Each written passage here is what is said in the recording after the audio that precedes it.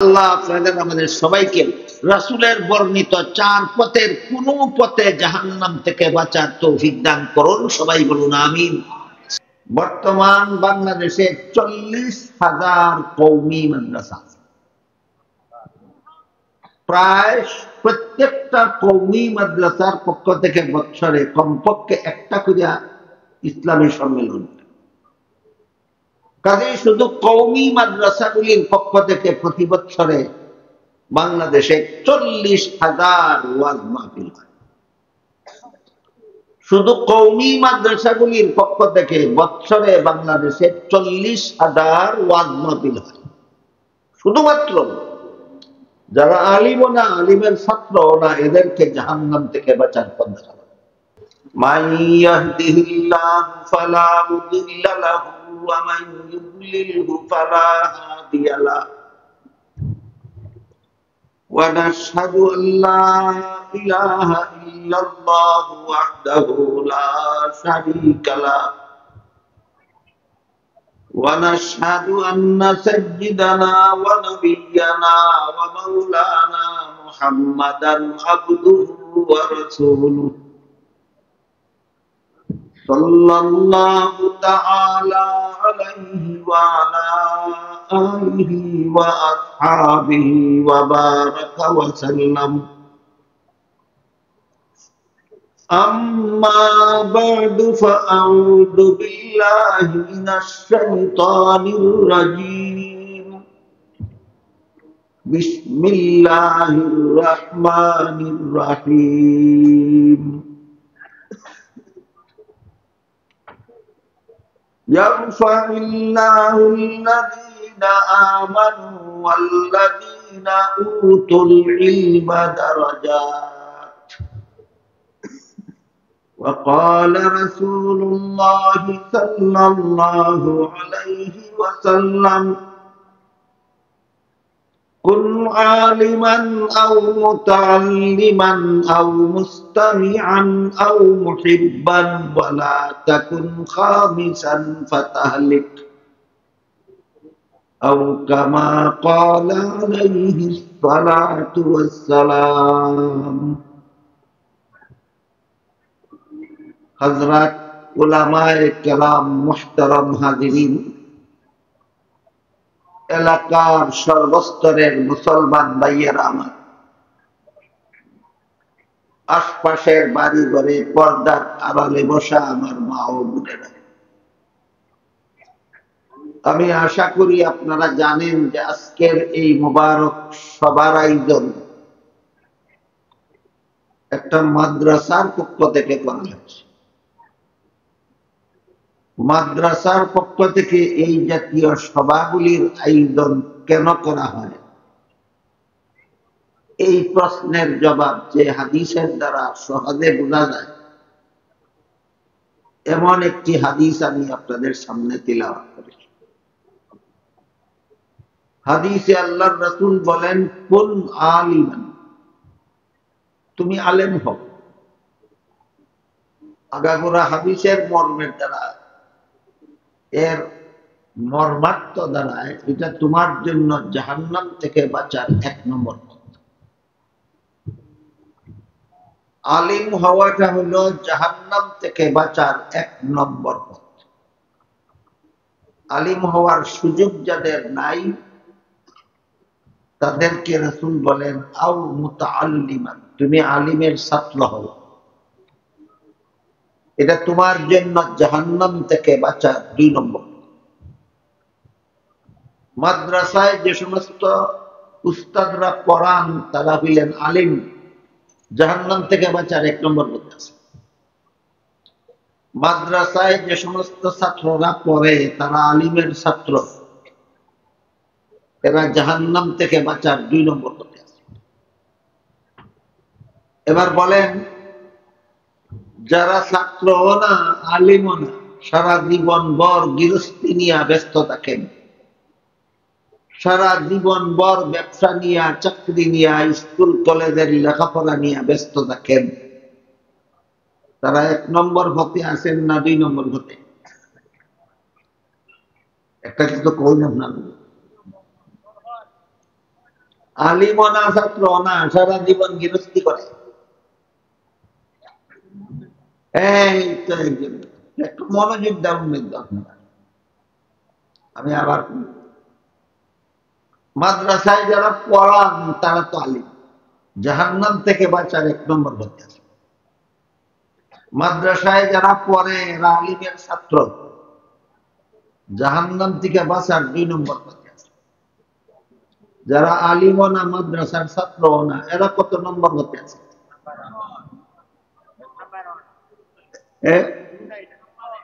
কোন নম্বরে? ভুল হয়েছে, ভুল। ওই তো অতখানে জায়গা দিয়েছে। আলিমও না মাদ্রাসার ছাত্রও না এরা জাহান্নাম থেকে বাঁচার 1 নম্বর হতেও না, এই 2 নম্বর হতে।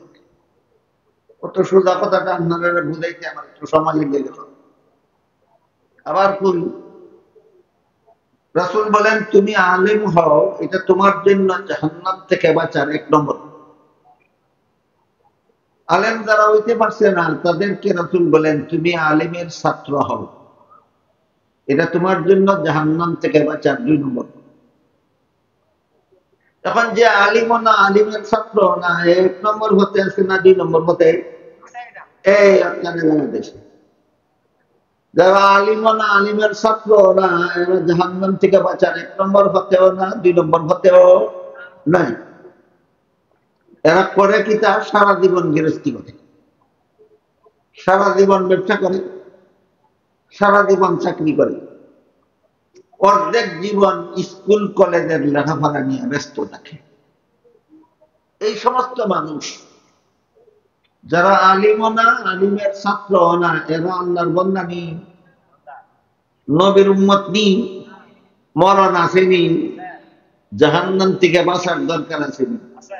কেমনে বাঁচব? 1 নম্বর হতেও নাই 2 নম্বর হতেও নাই, তুমি বাঁচবা কেন?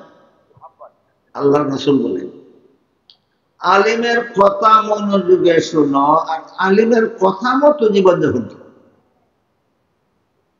যারা আলিমও না আলিমের ছাত্রও না তাদেরকে রাসূল কি বলছেন? তুমি আলিমের কথা মনোযোগে শোনো, আলিমের কথা মতো জীবনযাপন করো, এটা তোমাদের সকলের জন্য জাহান্নাম থেকে বাঁচা 3 নম্বর পথ। বলেন তো যারা আলিমও না আলিমের ছাত্রও না এদের জাহান্নাম থেকে বাঁচার পথ নাই? ক নম্বর পথ আছে? কি পথ? কথা শোনো, আলিমের কথা মতো জীবনযাপন। এই 3 নম্বর পথটা সমাজের সর্বস্তরের মুসলমানকে দেখাইবার জন্য সবগুলি মাদ্রাসার পক্ষ থেকে এই সভাগুলি হয়। বর্তমান বাংলাদেশে 40,000 কওমি মাদ্রাসা আছে। প্রায় প্রত্যেকটা কওমি মাদ্রাসার পক্ষ থেকে বছরে কমপক্ষে একটা করে ইসলামী সম্মেলন। কাজেই শুধু কওমি মাদ্রাসাগুলির পক্ষ থেকে প্রতি বছরে বাংলাদেশে 40,000 ওয়াজ মাহফিল হয়। শুধু কওমি মাদ্রাসাগুলির পক্ষ থেকে বছরে বাংলাদেশে 40,000 ওয়াজ মাহফিল হয়। শুধুমাত্র যারা আলিমও না আলিমের ছাত্রও না এদেরকে জাহান্নাম থেকে বাঁচার পথ দেখানো। বুঝে থাকলে বলেন তো মাদ্রাসার সভা কেন? যারা আলিমও না আলিমের ছাত্রও না তাদেরকে জাহান্নাম থেকে বাঁচা পথ দেখায়। আজকে বুঝলেন কিনা? বছরে বছরে মাদ্রাসার সভা কেন লাগে? বছরে বছরে ওই যারা আলিমও না আলিমের ছাত্র না এদেরকে জাহান্নাম থেকে বাঁচার পথ দেখাইবেন নাকি প্রতিটি বছরে ওই ইসলামের সঙ্গে। স্বাস্থ্য রক্ষার জন্য, জান বাঁচাইবার জন্য যেভাবে খাইতে হয় তেমনি ভাবে জাহান্নাম থেকে বাঁচার জন্য ওয়াজ মাহফিলের দরকার। এখন কেউ যদি বলে ওয়াজ মাহফিল তো কতবার হইল, এবার আবার কেন? আমি বলবো তুমি তো সকালে খাইছো, দুপুরে আবার কেন? এই প্রশ্নের যেই জবাব ওই প্রশ্নের সেই জবাব। সকালে খাইলেও দুপুরে আমার ভেবে খিদা লাগেনি, দুপুরে খাইলেও রাত্রে আমার পেটে খিদা লাগেনি। এই কারণে যতবার পেটে খিদা লাগে ততবারই সংসার। ঠিক তেমনি ভাবে 1 বছর ওয়াজ শুনলে আরেক বছর আইবার আগে, 1 মাসের ওয়াজ শুনলে আরেক মাস আইবার আগে মনে গুনার দিকে টানেনি, এর মানে হলো জাহান্নামের দিকে টানে। ওইটা তিয়া ফিরানির লাগে।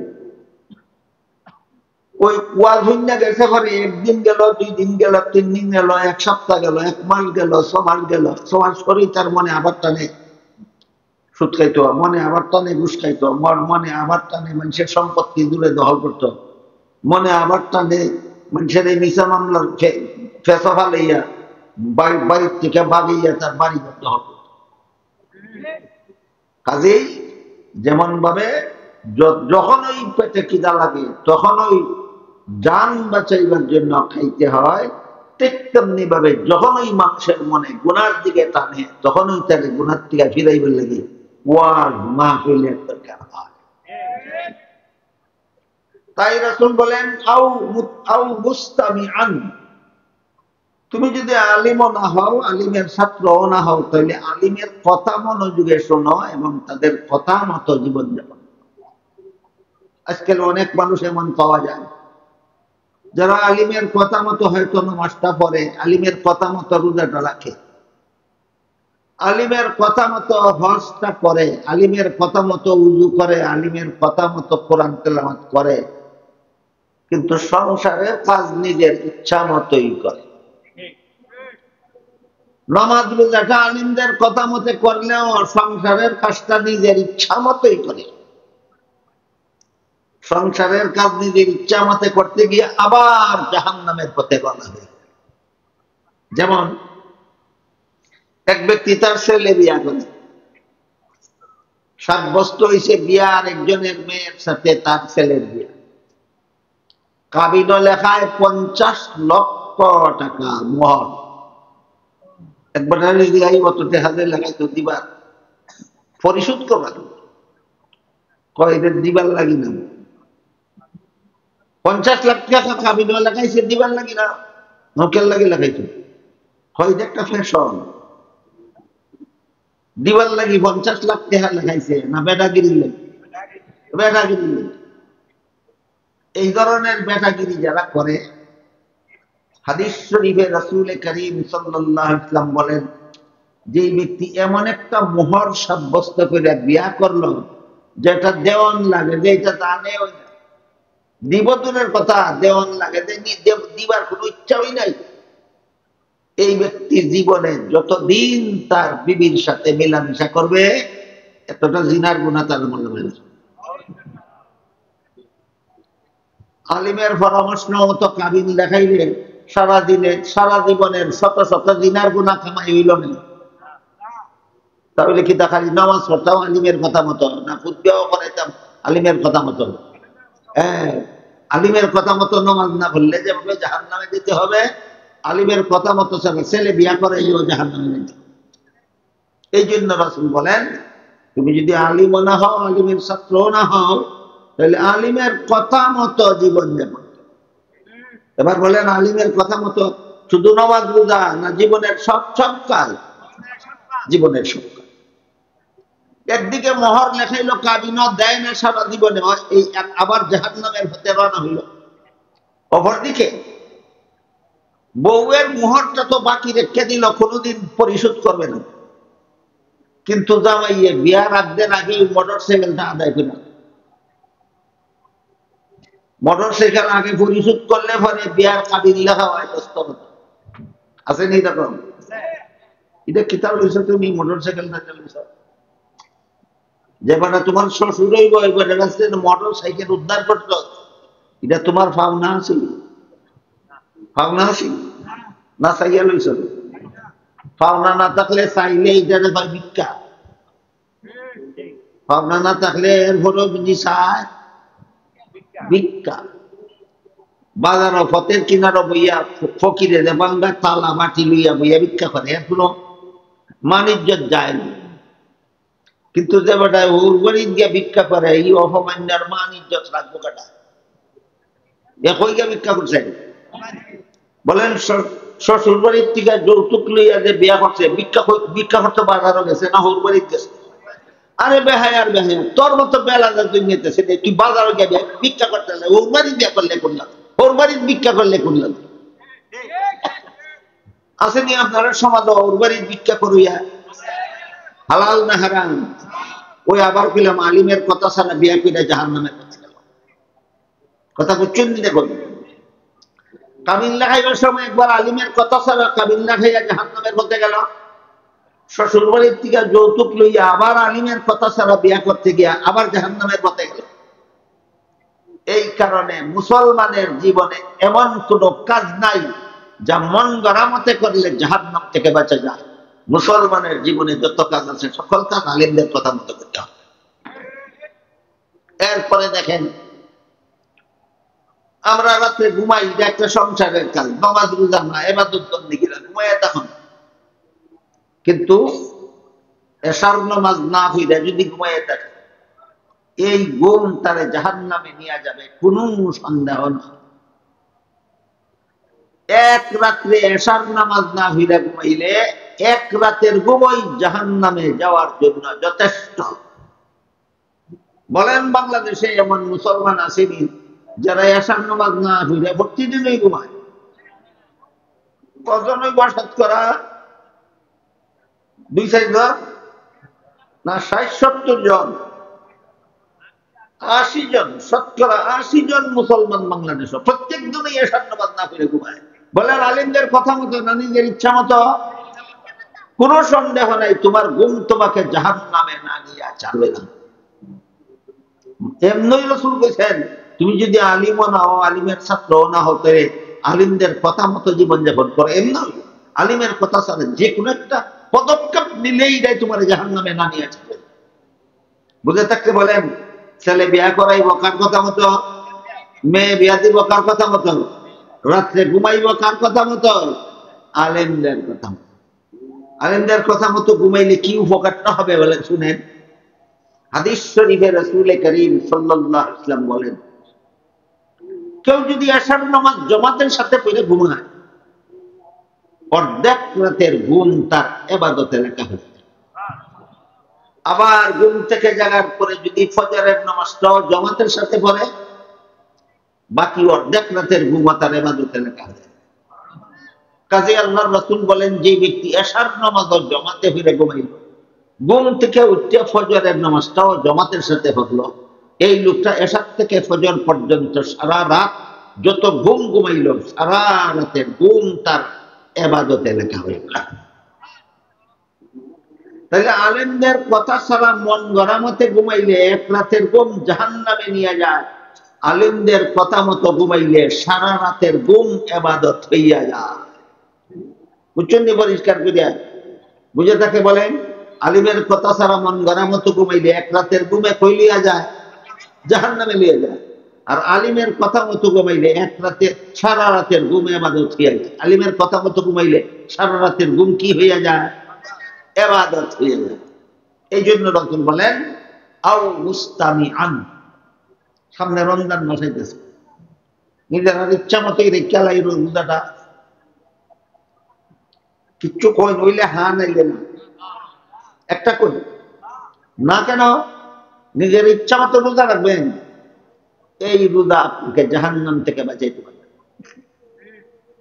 নিজের ইচ্ছা মতো রোজা রাখবেন, এই রোজা আপনাকে জাহান্নাম থেকে বাঁচাইতে পারবে না। যেই রোজায় জাহান্নাম থেকে বাঁচায়, এই রোজা আলিমের কথা মতো রাখতে হবে। আর আলিমে কি কথা বলবেন আপনার মন গড়া মতো না আল্লাহ এবং আল্লাহর রাসূলের কথা? যদি আলিম হক্কানি হয়, যদি আলিম হক্কানি হয়, হক্কানি মানে সঠিক পন্থী, আলিম যদি সঠিক পন্থী হয়, তাহলে কেমনে রোজা রাখবেন আপনি? এটা আল্লাহর কথা মতো আলিমরা বলে দিবে, নবীর কথা মতো আপনাকে বলে দিবে। আর আলিম যদি বাতিল ভক্তি হয়, তো কেবল আমার রোজা লাগে না, নবীর মহব্বত থাকলে ব্যস্ত হইবে। নামাজ লাগে না, রোজা লাগে না, নবীর মহব্বত থাকলে ব্যস্ত যাইব। নবীর মহব্বত কোন জিনিসের নাম? হাদিস শরীফে আল্লাহ রাসূল বলেন, মান আহাব্বা সুন্নতি ফাকাদ আহাব্বানি ওয়া মান আহাব্বানি কানা মাই ফিল জান্নাহ। আমার সুন্নত তরিকা মতো যারা জীবন যাপন করে, এরা আমারে মহব্বত করে, এরা আমার সাথে ব্যস্ত। মন গড়া মতে যারা জীবন যাপন করে এরা আসলেই আমার মহব্বত করে না, এরা বেহেশতে যাবে না। এক হাদিসে রাসূল করিম সাল্লাল্লাহু আলাইহি ওয়াসাল্লাম বলেন, কুল্লু উম্মতি ইয়াদখুলুনাল জান্নাতা ইল্লা মান আবা। কিলা ওয়া মান আবা? ক্বালা মান আতাআনি দাখালাল জান্নাতা ওয়া মান আসানি ফাকাদ আবা, আও কামা ক্বালা আলাইহিস সালাতু ওয়াস সালাম। আল্লাহর রাসূল বলেন, আমার সমস্ত উম্মত জান্নাতে যাবে, কিন্তু যারা আমাকে মানে না তারা জান্নাতে যাবে। সাথে সাথে সাহাবায়ে কেরাম জিজ্ঞাসা করলেন, আপনাকে মানে না কারা? রাসূল বলেন, আমার তরিকা মতো জীবন যাপন করে যারা, আমাকে মানে তারা, আমার সাথে জান্নাতে যাবে তারা। যারা মন গড়া মতে চলে এরা আমারে মানে না, রাসূল করেন। বলেন, মন গড়া মতে চলের নাম নবীর মহব্বত, না নবীর তরিকা মতো চলার নাম নবীর মহব্বত? কাজেই নবীর তরিকা বাদ দিয়া মন গড়া মতে চলে আর কয় নবীরে মহব্বত করি, দুঃখাবাদ ছাড়া আর কিছু নয়।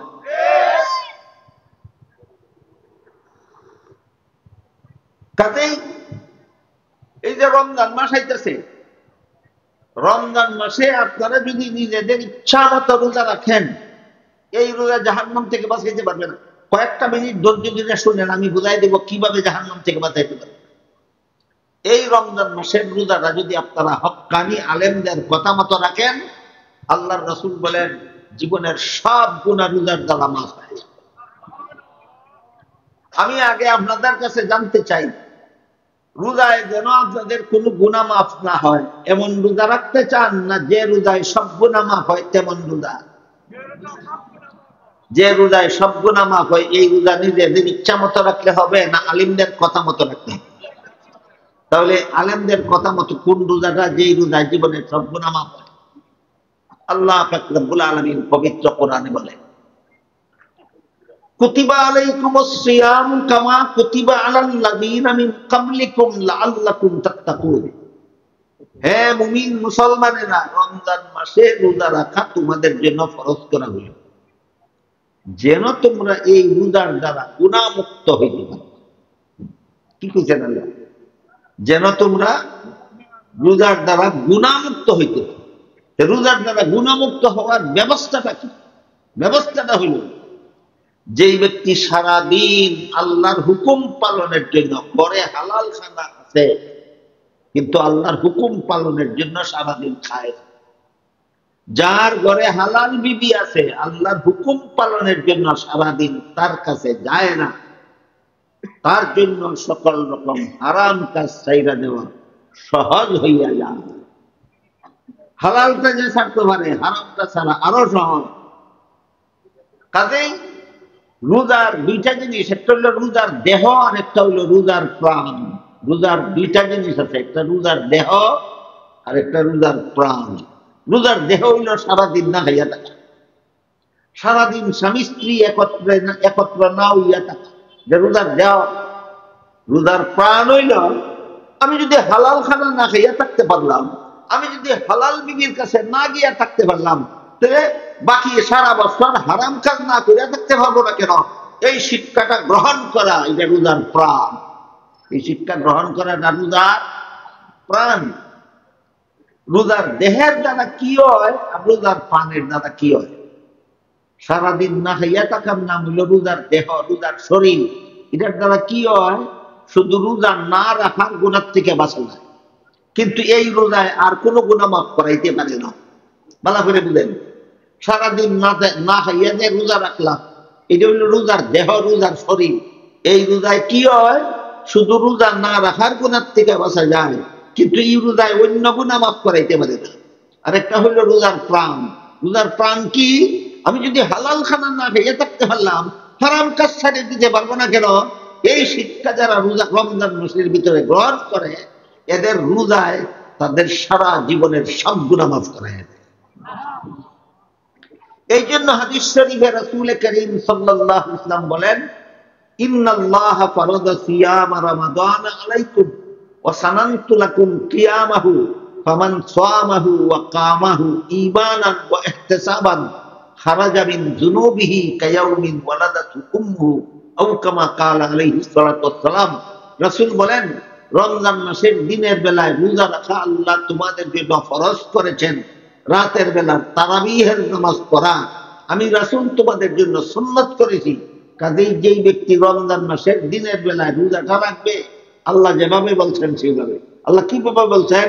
লাআল্লাকুম তাত্তাকুন, রোজার দ্বারা যেন তোমরা গুনাহমুক্ত হতে পারো, রোজার দ্বারা যেন তোমরা জীবনের গুনাহ মাফ করাইতে পারো।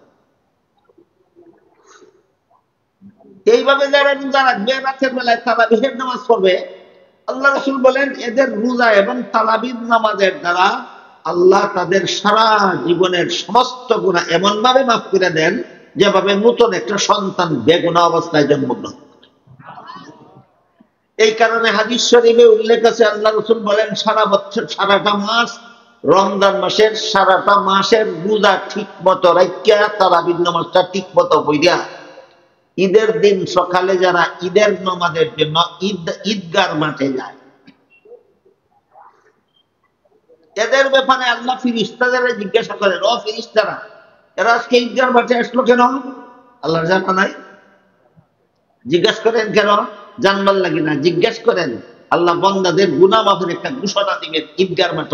এই কারণে ফিরিস্তারা জিজ্ঞাসা করেন, ও ফিরিস্তারা, আমার বান্দারা আজকে ঈদগার মাঠে আসলো কেন?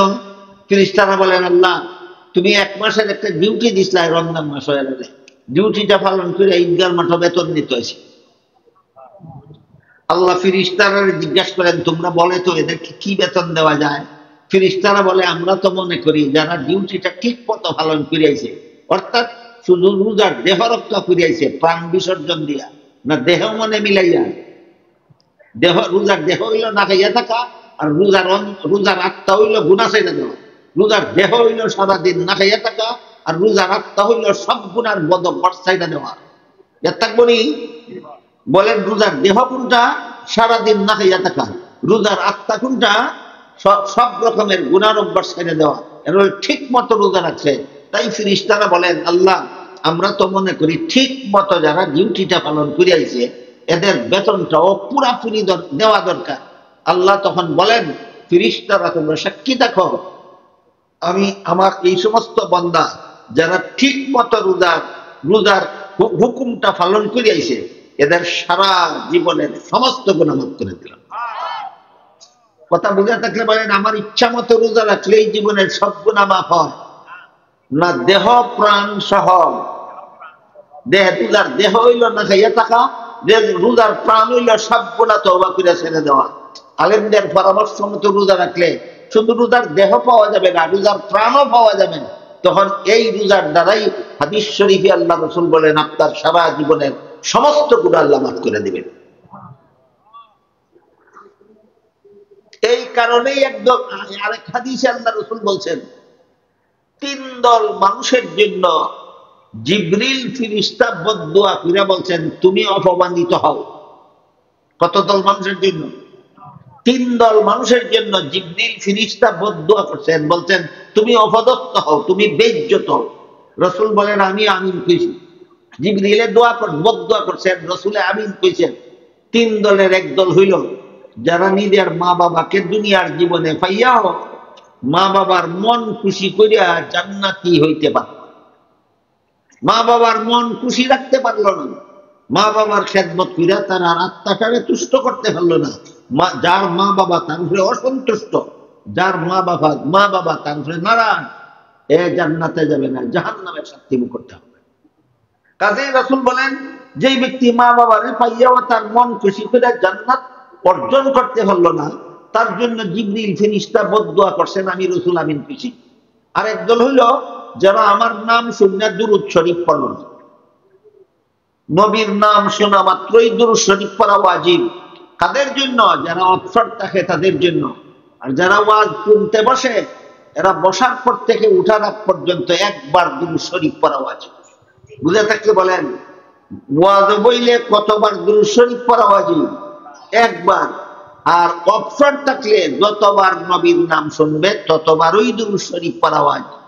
এই কথাটা যারা জানে না এরা ওয়াজ বাদ দিয়া সারা রাত কাটায় এদের দুরূদ শরীফ পড়িয়া, আর যারা ওয়াজ নিয়ে রাত কাটায় এরা লোক দুরূদ পড়ে না।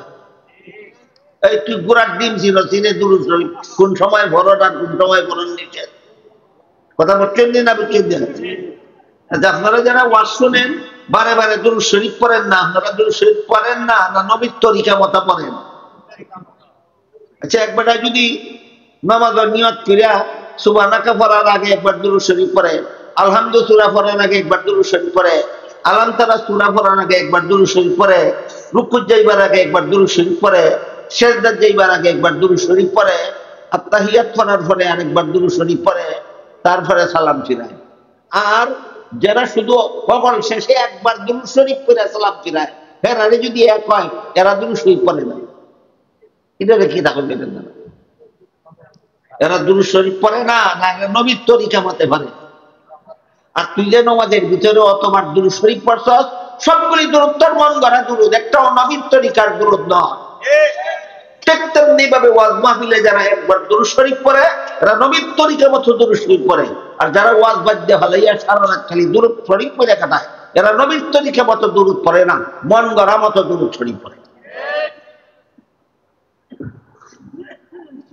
কাজেই অবসর থাকা অবস্থায় যতবার নবীর নাম শুনবে ততবারই দুরূদ শরীফ পড়া হয়। এদের ব্যাপারে রাসূল বলেন, যারা অবসর আমার নাম শুনলে দুরূদ শরীফ পড়লো না, এদের জন্য জিবরিল ফেরেশতা বদদুয়া করছেন, তুমি বেইজ্জত। আর রাসূল বলছেন, আমি কইছি, আমি আমিন কইছি। গেল দুই দল। আরেক দল হইল রমজান মাস পাইয়াও জীবনের গুনাহ মাফ করাইতে পারলেন।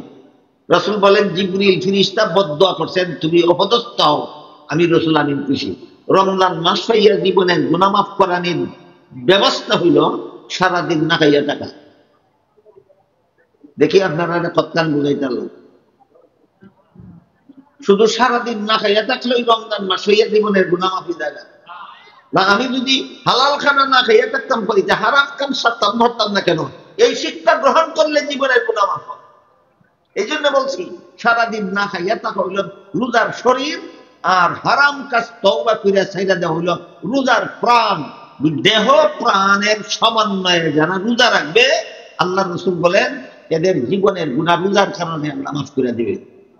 কাজেই রমজান মাস পাইয়া এই পদ্ধতিতে রোজা না রেখে গুনাহ মাফ করাইতে না পারলে রাসূল বলেন, জিবরিল ফেরেশতা তার জন্য বদদুয়া করছে, আমি রাসূল আমিন কইছি। বুঝা থাকলে এবার বলেন, সামনে রমজান মাস আমরা রোজা রাখবো নিজেদের ইচ্ছা মতো না আলিমদের কথা মতো? নিজেদের ইচ্ছা মতো রোজা রাখলে করবো কিনা?